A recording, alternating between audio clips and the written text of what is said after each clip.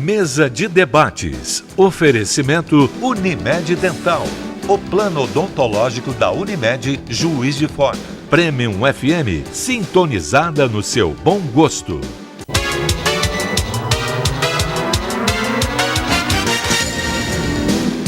Olá, hoje é quinta-feira, dia 16 de agosto. Está começando mais uma mesa de debates aqui na TVE Juiz de Fora. Para a gente é sempre um prazer imenso estar com você na sua casa. É um prazer, uma honra ter a sua companhia, a sua participação aqui com a gente. Então eu já te faço aquele convite que você já sabe para você ficar junto com a gente assistindo a mesa de debates hoje até meio-dia. Hoje a gente conversa sobre uma iniciativa que pode afetar o futuro das pesquisas desenvolvidas aqui no Brasil e vamos falar também sobre doação de sangue. Agora eu apresento para vocês os debatedores do nosso programa de hoje. Bom dia, Janaína, tudo bem? Bom dia, Caio Zóia. Bom dia, Débora. Bom dia, Mônica. Bom dia, Esteca. Tudo bem com você? Ótimo. E esse Maravilha. frio? É frio. Eu moro numa região que tem 2 graus a 3 graus mais baixo do que aqui. Por isso que eu saio de lá bem assim, bem agasalhado. Lá fora tá frio, mas aqui a gente vai esquentar hoje com esse Esquenta, debate, né? O debate vai esquentar hoje. É isso aí. E Esteca, tudo bem? Tudo ótimo, apesar do frio também, lógico. Mas é um prazer estar aqui toda quinta-feira. Prazer A turma é nosso. toda, Janaína e os convidados de hoje. Bom Obrigada. dia, pessoal, desde Juiz de Fora também. Prazer estar com vocês. Obrigado, Esteca. Agora eu apresento para vocês os nossos convidados, na verdade convidadas, né, que vão permitir que a gente tenha a nossa conversa aqui hoje. A gente recebe a pró-reitora de pós-graduação em pesquisa da UFJF, Mônica de Oliveira. Bom dia. Bom dia a todos. Um prazer estar aqui. Que desafio que você enfrentou logo em sua gestão, hein, Mônica? Muitos desafios. Talvez o principal seja este do momento, que é a previsão de um corte de verbas maior do que nós até imaginávamos. Obrigado. Daqui a pouco a gente conversa sobre isso. Sim. A gente recebe também a psicóloga que trabalha no setor de capacitação de doadores lá do Hemominas, Débora Carvalho. Bom dia. Bom dia, muito obrigada. Bom dia a todos. Obrigada pelo convite. É um prazer te receber. Obrigada. Bom, no início do mês, a CAPES, que é o órgão responsável pela coordenação de pesquisas de nível superior no Brasil, anunciou um corte de 198 mil bolsas de estudo a partir de agosto do ano que vem. Isso vai fazer com que milhares de trabalhos acadêmicos sejam suspensos aqui no nosso país.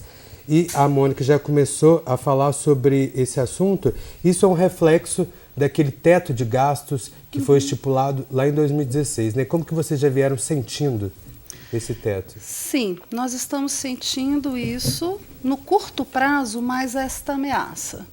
Mas, de alguma forma, antes mesmo da aplicação da lei do teto, nós já estamos sentindo uma série de cortes no setor da ciência e tecnologia que está nos preocupando muito.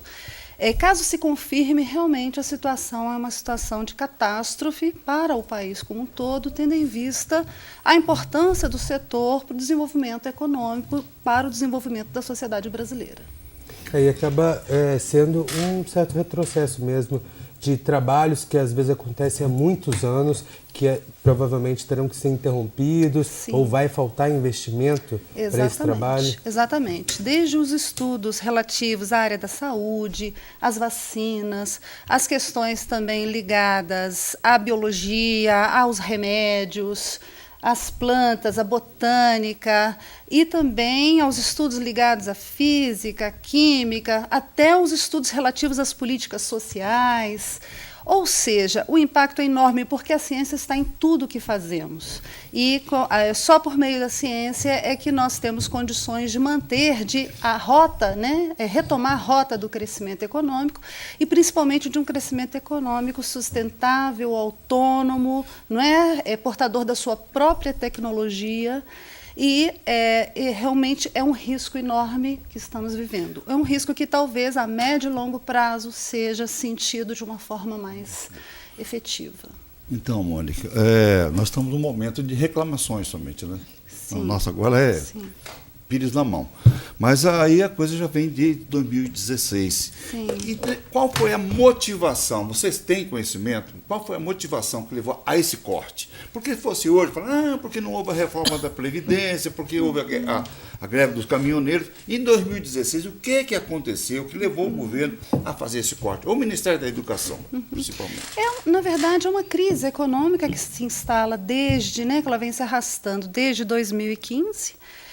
Por exemplo, nós temos, em termos do orçamento da CAPES, em 2015 ela tinha 7,77 bilhões. Em 2016, ela está com 5,9 bilhões, 2017, 4,96 bilhões e 2018, 3,9 bilhões. Ou seja, ela já está numa situação de corte impressionante. É igual o abastecimento de água de São Paulo. Então. Sim, a Catarina só vai baixando. Só caindo. E, na verdade, essa crise é porque o governo precisa de recursos para pagar sua dívida pública, não é? Então, ele tem que fazer economias, não é? E dentro do setor social, dentro do setor educacional, são setores talvez mais frágeis. Que viram alvo, não é? né? Mas veja bem, Mônica, a gente está falando aí eu estava lendo uma pesquisa, não vou me recordar onde, mas dentre os 10 cientistas mais importantes do mundo, tem uma aqui que descobriu a correlação entre o Zika vírus e a microcefalia. Sim. Olha o nível de importância. Sim. Aí você está me dizendo que isso é para poder cortar custos, mas isso não é um investimento? Claro, porque ciência realmente não é gasto, é investimento. Exatamente. E essa perspectiva, infelizmente, não é uma perspectiva que está sendo priorizada, que está sendo valorizada. E aí tem um termo muito interessante, que é desconstrução de futuro. Exatamente. O quanto isso impacta a sociedade, eu acho até importante falar isso para os telespectadores, porque muitas vezes falam, projeto de pesquisa, bolsa, doutorado, pós-graduação. O que isso impacta na nossa sociedade? O que vai acontecer? É porque antes a gente pensava uma ciência muito apartada da sociedade. E hoje a gente tem que realmente esclarecer que a ciência não está apartada da sociedade. Ela move a sociedade, ela move o desenvolvimento econômico. Não se pensa só em uma ciência produzida dentro de laboratórios, uma ciência teórica. Ela tem que ser uma ciência aplicada. Ela tem que pensar o processo de desenvolvimento de produtos até chegar à constituição de mercadorias para serem vendidas no mercado internacional com autonomia do conhecimento tecnológico aplicado naquele produto. Então, essa perspectiva de uma ciência teórica e uma ciência clínica e uma ciência aplicada e uma ciência que produz processos e que muitas das vezes pode produzir produtos, esse nexo, essa trajetória é que é extremamente importante, que a sociedade tem que estar clara que todo remédio que ela compra dentro de uma farmácia, todo produto que ela consome dentro de um supermercado, tem conhecimento ali, tem pesquisa ali que permitiu que aquele produto estivesse intacto dentro de uma embalagem, que permitiu que o remédio gerasse ali a cura daquela doença. Então, essa perspectiva que a gente tem que ter de uma ciência aplicada, de uma ciência que produz. Eu gostei que ela falou uma coisa sobre desconstrução das coisas, tá certo? Nós tivemos um período de desconstrução da segurança pública, tá certo? Agora nós temos essa desconstrução das pesquisas. Sim. Isso é uma ideologia dos políticos? E você analisa isso? Eu entendo que é... Desconstruir e deixar o povo refém? Eu não sei se existe uma teoria da conspiração para deixar o povo refém. Na verdade, é o que se prioriza em termos de nação. Qual é o projeto de nação que se tem, não é? Até porque é bom saber isso. Os políticos também tentam medidas mais imediatistas para tentar acalmar a população, e a pesquisa ela já vem num processo contrário, é tudo muito minucioso, um processo demorado. Exige investimento de longo prazo. Os políticos têm projeto de poder, tá? E o povo que se lasque. É o que nós estamos acompanhando isso aí, faz tempo. Ô, Mônica, eu fico me questionando. Quando a gente fala a questão do teto de gasto, essa redução que vai acontecer nos próximos 20 anos, né, um limite. Se já no terceiro ano a expectativa é de verba insuficiente para as pesquisas, o que vocês esperam daqui 20 anos para a pesquisa do Brasil? Olha, eu espero, na verdade, eu não quero contar com essa possibilidade, eu quero contar com a possibilidade de uma revisão dessa PEC, não é? porque nós não podemos pensar nisso em médio e longo prazo. Foi Seria construído realmente até agora, vai catastrófico. acabar. Até a Catastrófico. curto prazo, ou você paga os bolsistas ou você investe na pesquisa, porque as duas Sim, coisas não é vai ter verdade. condição de fazer. Sim, É, sim. é lógica isso. É que o impacto a curto prazo, a impressão que dá é que uma reclamação geral é um corte geral nas bolsas.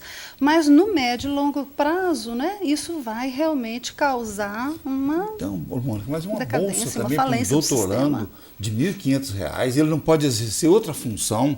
Ele não pode. Isso é escravidão, cara. Ele não pode exercer nenhuma função, ele é dedicação exclusiva. Sim. Ele, no máximo, ele pode dar serviços de apoio ao seu próprio orientador, horas e horas de trabalho dentro das universidades. É um trabalho que não se resume a 8 horas ou 10 horas, é um trabalho que percorre todos os fins de semana. Nós temos alunos que têm que ir à universidade para acompanhar o crescimento das suas amostras, acompanhar o desenvolvimento do seu trabalho nos sábados, nos domingos. Então, é algo que realmente um cientista é uma dedicação à vida científica, realmente, à produção do conhecimento, à produção do produto que ele está vinculado, e não é realmente uma tarefa fácil. E não é uma tarefa que tenha uma certa visibilidade Não tem. imediata, Não. né? Por outro Então, lado, as pessoas também não percebem que dentro das faculdades, né, dentro desse lugar fechado, a gente está construindo uma sociedade melhor, né, em todos os aspectos. Falta sensibilidade dos nossos administradores, tá? Dos nossos administradores a nível nacional. Sim. Lá do MEC, do nosso presidente da República, Sem dúvida. do Senado, dos deputados. Falta sensibilidade para isso aí. Tá certo? Quanto pior, melhor para eles. Essa aqui é a grande questão. Tá certo? eu A concordo. iniciativa privada não tem recurso para fazer isso. Não tem. Quando fiz mestrado, eu fui fazer no Instituto Militar de Engenharia o meu trabalho de pesquisa, que é público, tá certo? Então, porque a universidade onde eu estava fazendo mestrado não tinha laboratório, não tinha Assim, recurso. Mas em qualquer país, até nos Estados Unidos, que é o reinado do liberalismo, os maiores investimentos eles têm que ser conduzidos pelo Estado, porque o Estado é que é capaz de segurar os riscos de um investimento que talvez possa conduzir a A, ou B ou a C, em termos de resultado. Então, esse investimento do Estado ele é importantíssimo e ele que tem que ser feito prioritariamente. A iniciativa privada não faz investimento de risco. Então, o Estado ele tem que investir, ele tem que começar o empreendimento, começar a pesquisa, chegar a um determinado momento e daí, relacionado com a sociedade civil e com as iniciativas privadas, aí sim, quando você tem uma certa estabilidade daquele conhecimento tecnológico, aí sim a iniciativa privada vai e avança e entra com aquilo dentro do mercado. Então, o Estado e a iniciativa privada é importantíssimo. O Estado ele não pode abrir mão da sua tarefa de ser o maior investidor, principalmente por conta da tecnologia, da autonomia. O Vale do Silício, nos Estados Unidos, ele nasceu por investimento do Estado. E depois que ele foi incorporado pela iniciativa privada das grandes empresas, os iPhones, as grandes tecnologias que temos em termos E se computacionais. patrocinam pesquisa. Sim, sem dúvida. iniciativa Surgiram privada inicialmente patrocina. do Estado e depois pela iniciativa privada. Bom, a gente vai dar uma pausinha agora na nossa conversa. Pois A gente vai para o primeiro intervalo do nosso programa de hoje, mas daqui a pouco a gente volta para conversar sobre esse assunto e saber quais os impactos dessa decisão aqui em Juiz de Fora.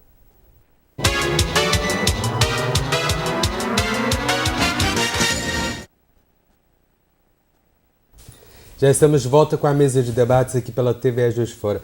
Mônica, como que Juiz de Fora, o FJF, né, mais precisamente, vai sentir os impactos dessa decisão? Bem, se ela for mantida, o impacto é enorme. Nós temos centenas de bolsistas dependentes da Bolsa CAPES. Ainda temos bolsistas dependentes da Bolsa FAPEMIG, que são as instituições de fomento, é a instituição principal de fomento estadual, que também está passando por enormes dificuldades para continuar pagando os seus bolsistas, investindo nas pesquisas. O impacto é imenso, porque estamos inseridos no Sistema Nacional de Ciência e Tecnologia. Muitos processos são realizados dentro dos nossos laboratórios, em parceria com outros laboratórios nacionais e internacionais também. Não é? Então, é algo que realmente nós não podemos contar com essa hipótese. Né? Veja bem, a coisa é generalizada, porque a UFRJ, a UNB, a USP, todos estão no mesmo processo. No mesmo barco. Mas existe por exemplo, algum reitor mais prestigiado, ou que ele tenha mais prestígio, ou que ele não consegue alavancar isso? Olha, nós temos dentro da universidade realmente aí com um cuidado enorme com o orçamento, não é? Com uma certa competência para lidar com o orçamento, tentando recuperar recursos antes que estavam parados, tentando buscar algumas fontes próprias de financiamento para captação de recursos. Nós conseguimos conquistar parte de recursos e investir em bolsas internamente. A universidade tem um sistema de bolsas estável, próprio, é uma das poucas universidades, talvez a única universidade do Brasil que tenha bolsas de mestrado e doutoradas pagas pela instituição. Temos também bolsas de iniciação científica, nós temos mais de 500 bolsas de iniciação científica para formar e captar lá na graduação os futuros cientistas, né? É um programa importantíssimo. Então nós temos, hoje estamos passando até um momento de uma certa estabilidade em termos de orçamento por conta do contexto, de um certo manuseio, né? de um certo conhecimento de orçamento público e tentando buscar saídas, buscar atalhos. E estamos tentando manter, pelo menos, os nossos projetos institucionais bastante estáveis. Né? É um momento pelo menos, bom, né? Pelo menos, sim. Mas o que é a comunidade, o que é o grupo de pesquisadores? Eu estou falando isso no geral. O que tem feito para poder botar isso no mundo? Na verdade, o que está sendo feito é um pouco isso.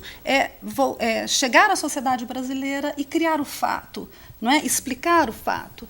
É muito importante também, a universidade hoje ela está sentindo a importância da divulgação científica. Não é? É importante você divulgar, é importante você conscientizar a sociedade brasileira da sua importância. Não é? Isso é um fato importante. Então, nós temos o Dia C da Ciência, temos a Semana de Ciência e Tecnologia, temos um movimento enorme de todas as sociedades científicas tentando ir à imprensa, tentando pressionar deputados e senadores, pressionar o governo federal. Não é? Seu prestígio. Alguns pesquisadores já Sim. colocaram nas redes sociais algumas hashtags que eles estão multiplicando, reverberando isso. Eu acho isso de suma importância. Vários movimentos Carta estão para sendo o Temer, feitos. tem que fazer Sim, mesmo. Sim, a pressão que a sociedade civil pode fazer é essa. Agora, a que nós decisão estamos fazendo realmente aqui. é o que é, sim, de uma certa forma, usando, né, da comunicação para chegar à sociedade brasileira e, né, conscientizá-la sobre a importância do setor. Claro que sim. Falando em importância e consciência, né? Então eu vou puxar aqui para a consciência também e importância do seu voto, né? Que as eleições estão chegando, então, por favor, vote consciente, vote informado do seu candidato, né? Para que, quem sabe, a gente consiga eleger representantes que defendam essas questões que são tão latentes e importantes para a nossa comunidade. Exatamente. A cada dia a gente percebe que vão tirando cada vez mais alguma coisa de nós e a sociedade vai ficando cada vez mais alienada de informação, alienada de evolução, alienada de dinheiro. Desconstrução, minha querida. Você falou Desconstrução isso aí. de futuro. Estão tirando Não tem tudo. outra, não tem outro termo para usar. E a gente precisa se mobilizar e agir. E a hora é agora, é com voto. É pensando consciente. Mas é tão revoltante, porque aí você vê uma aprovação de um aumento do STF, por exemplo, de 16%, que os salários que eram de 33 vão para 39 mil, e pode acontecer um efeito cascata em que só o STF vai gastar mais de 700 milhões de reais, um dinheiro que poderia estar sendo fazer algumas investido. pesquisas, né? Não dá para viver com 33 mil. Uma queda de Sérgio? 44% na pesquisa, né? Do investimento na pesquisa. É absurdo. E em todo esse cenário, esse contexto que é tão pessimista assim, para a pesquisa do Brasil, infelizmente, como que os alunos hoje em dia estão reagindo? Eles têm buscado ainda pesquisa ou eles estão se afastando desse cenário? Não, é o que eu disse inicialmente. O impacto no curto prazo é apenas de um certo desespero com relação ao futuro.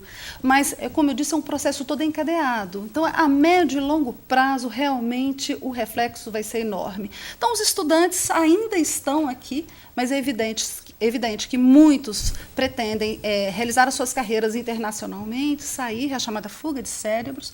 É interessante que em 2012, por exemplo, o Brasil estava numa fase muito melhor e, portanto, muitos intelectuais, muitos cientistas estavam pensando na possibilidade de retornar ao Brasil e retomar as suas carreiras aqui, com suas famílias, com sua identidade nacional. Desenvolvendo o país. Exatamente. Né? Agora o processo está ao contrário, já começa a ser interessante pensar na possibilidade de fazer essa carreira fora, que é uma carreira extremamente estável, muito mais tranquila, com muito mais investimento.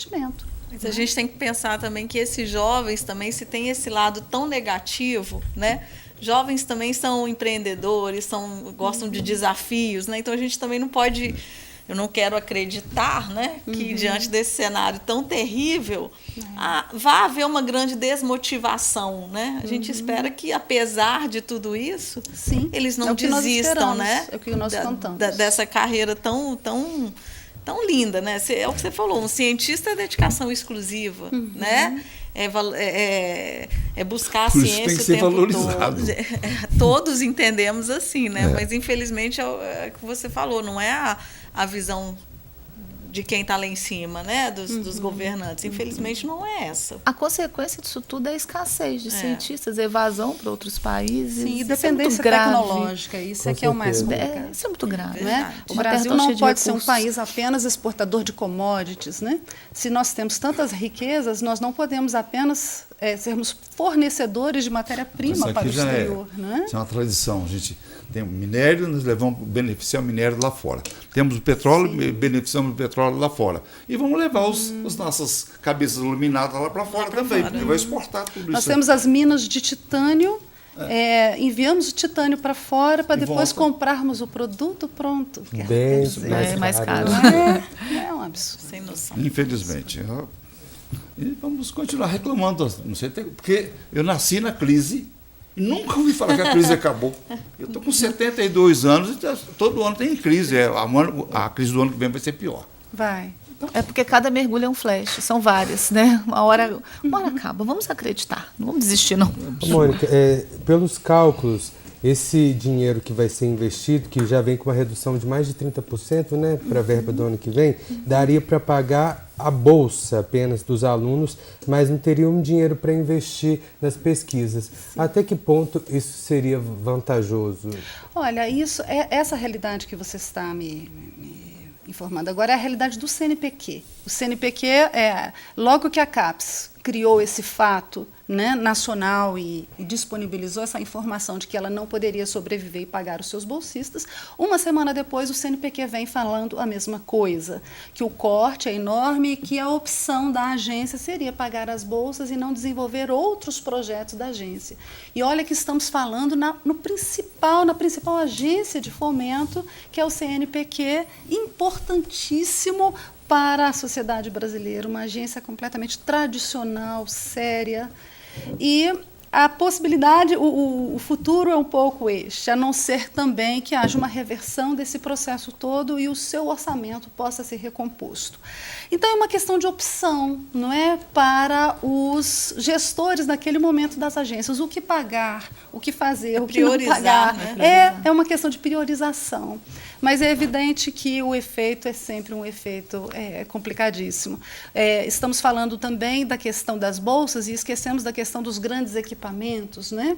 A agência FINEP, que é uma outra agência nacional que sempre, anualmente, financiava editais para grandes equipamentos, médios e grandes equipamentos, para as universidades, para os institutos de pesquisa, ela parou desde 2014. Não é? O último edital dela, ela pediu para reduzir em 50%. E agora, 4 anos depois que esse recurso está chegando dentro da instituição, 50% dele.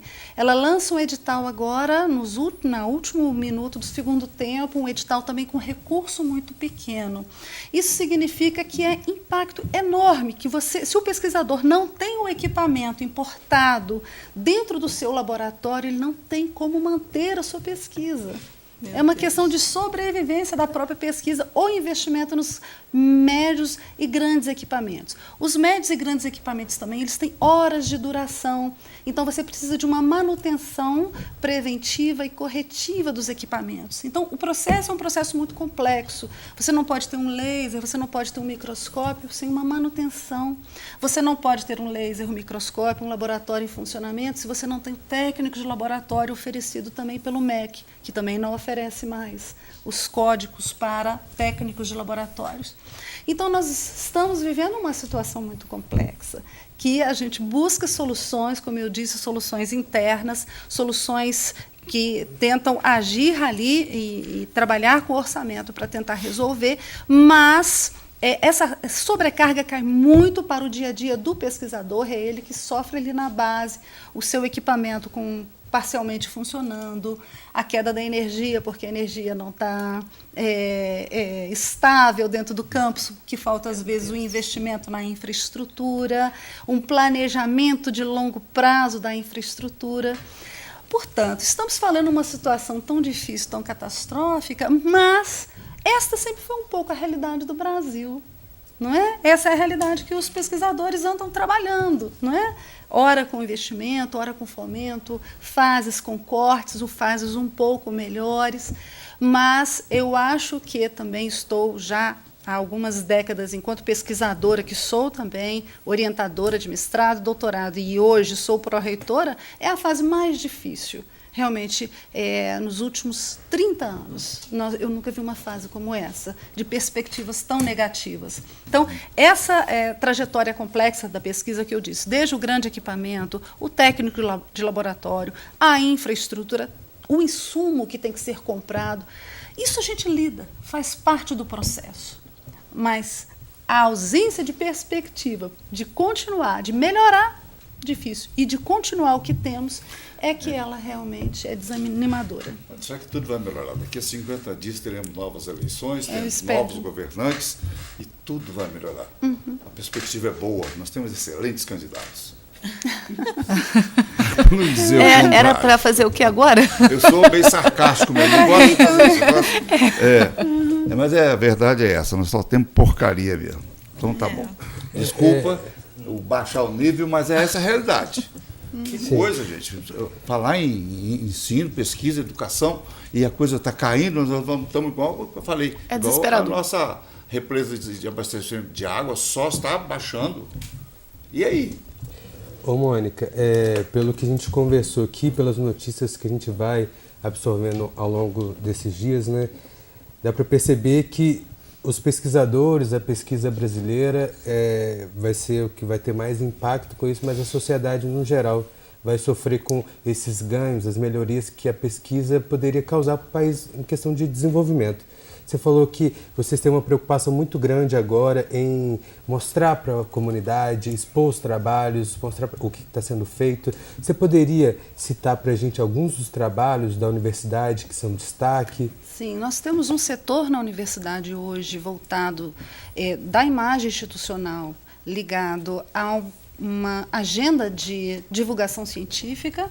E essa agenda de divulgação científica é desde a ciência ao bar, de levar os pesquisadores para os bares em determinados momentos, com uma divulgação muito interessante. E o pesquisador ali, ele explica a sua pesquisa para um público ali, que está ali, divertindo, tomando cerveja e aprendendo um pouco. Essa é uma iniciativa muito interessante. Tem pouco tempo, né? Eu já vi até uma entrevista. É de popularização mesmo, muito né? interessante. O conhecimento científico, ele não tem que estar Preso. preso. Imagina você estar ali. É impressionante. Temos Eu vi projeto uma desenvolvido reportagem aqui. sobre isso. Como que as pessoas recebem bem isso? Como a população que não conhece, como que recebe de uma forma agradável, de uma forma curiosa, as pessoas querem saber mais. Eu vi essa reportagem bem interessante. Por outro lado, nós temos lá na ponta também de levar os pesquisadores às escolas. para desmistificar um pouquinho qual que é o trabalho do pesquisador, principalmente a quando mulher escola, pesquisadora, o a básico. mulher cientista. Quando você fala levar o pesquisador na escola, você fala na formação básica. Sim, nas crianças. escolas públicas. Incentivar novos, né? Novos Exatamente. futuros cientistas. Exatamente, captar ali o cientista e conscientizar aqueles jovens ali da importância e principalmente, por exemplo, focando nessas questões de gênero, né, que nós temos menos mulheres, um pouco menos, né, mulheres cientistas do que homens. Então é você divulgar a ciência e captar ali na base o futuro cientista no Não o Brasil. nome de sarau científico. Sarau. É Sarau científico. verdade. Vai para os bares, né, para os lanchones, para os lugares. Também. Mas o sarau científico. Ai, que coisa. Aí todo mundo participa, né? Sim. Já pode anotar Aquele essa ideia aí que foi se boa. interessa. Sarau científico. Bom, então a gente espera que algum milagre aconteça. Esperamos uma tomada de consciência, esperamos algumas ações, esperamos uma sociedade civil pressionando mais, Sim. não é? Pressionando, pode ser por meio do voto, mas por meio da fala realmente, exigindo de cada candidato que ele se posicione com relação a essa questão, isso é importantíssimo, quais os compromissos, né, que ele está assumindo diante da sociedade brasileira, de defender, né, a nação brasileira, um projeto de nação brasileira, um projeto de desenvolvimento econômico sustentável, isso é extremamente importante. Muito bem.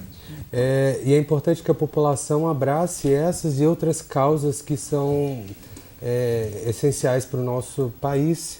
Né? Mônica, eu gostaria muito de agradecer, desejar boa sorte nesse desafio. Obrigada. E o que for preciso e a gente puder ajudar, estamos com portas abertas. Já Tá estão ok? ajudando. Muito Obrigada. obrigado. A gente agora vai para mais um rápido intervalo e já voltamos com a mesa de debates aqui pela TVE Juiz de Fora.